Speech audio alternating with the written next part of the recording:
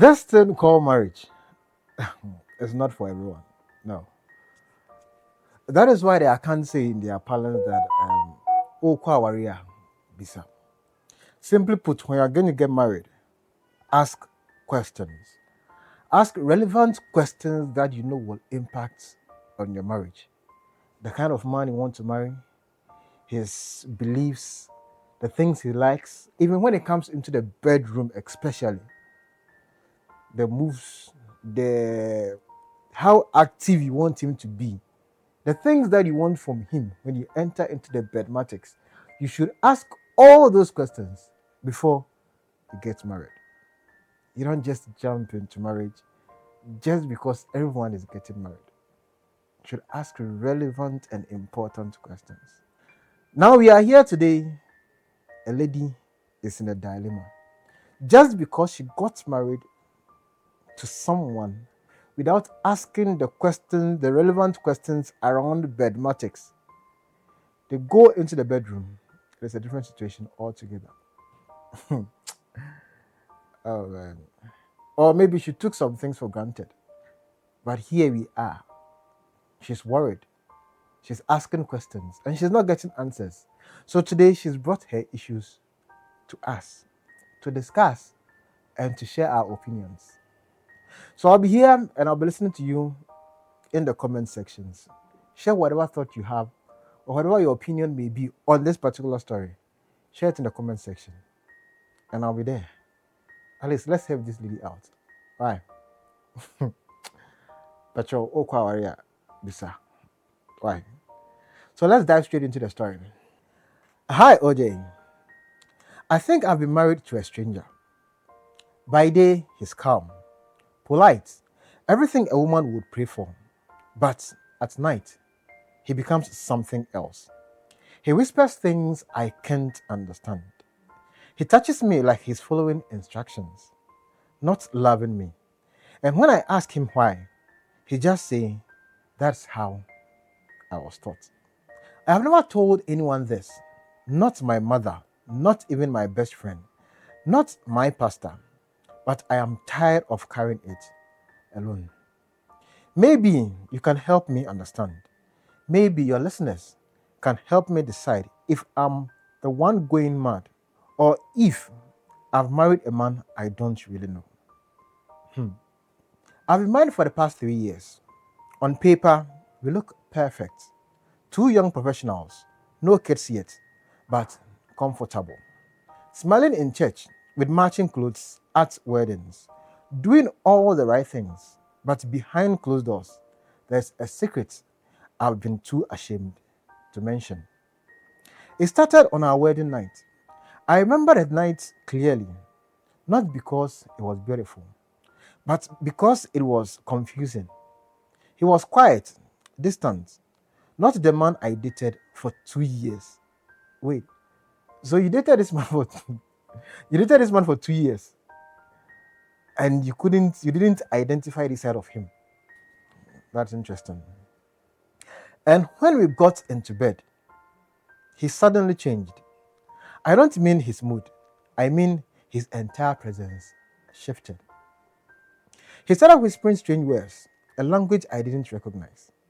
His eyes were open, but it was like he wasn't there.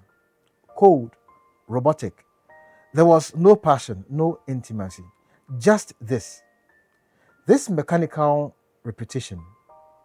It felt like he was following instructions, not making love to his wife, but completing a ritual.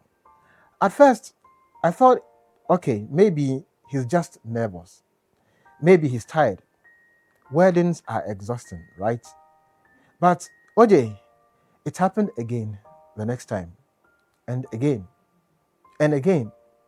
Always the same strange whispering, always the same cold routine. I started dreading bedtime. I started pretending to sleep just to avoid it. One day, I asked him very gently, "Babe, what's that thing you say whenever we are together? What does it mean?"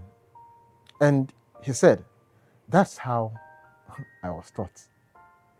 Just like that. No explanations, no emotions. That's how I was taught. If I may ask, who taught him? I wanted to laugh. I wanted to scream. Who taught you? Where and why? But I didn't ask because deep down I was afraid of the answer. At this point, I started praying and fasting. I thought maybe it was spiritual, maybe something was wrong. I even considered that he might have been abused or indoctrinated into something strange. Maybe he's carried a pain I don't know about. I tried to be patient, to be loving, and to be understanding. But OJ, how do you stay married to someone who touches you but doesn't see you? How do you open your heart to someone who treats intimacy like a ritual but never talks about it? It's been 3 years. I haven't cheated. I haven't left. But my heart is tired. I lie awake every night thinking, what if I'm married to someone who was groomed into a cult? What if he's under some kind of demonic bondage? What if he's doing this because of some covenant I didn't sign up for? I started watching him, not just in bed, but in life. And I noticed he doesn't touch me in public. He rarely looks at me when we talk about emotions. But the moment it's nighttime, it's like something switches on.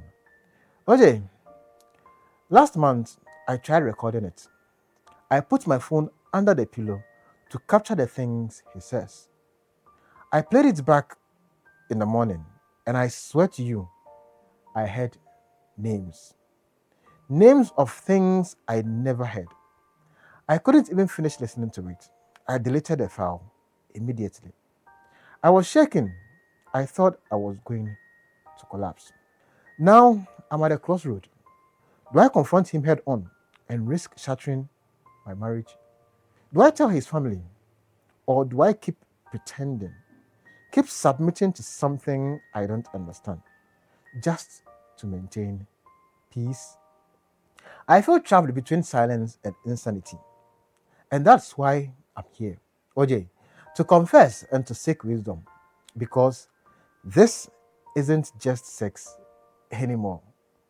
This is spiritual. This is psychological. This is something bigger than me.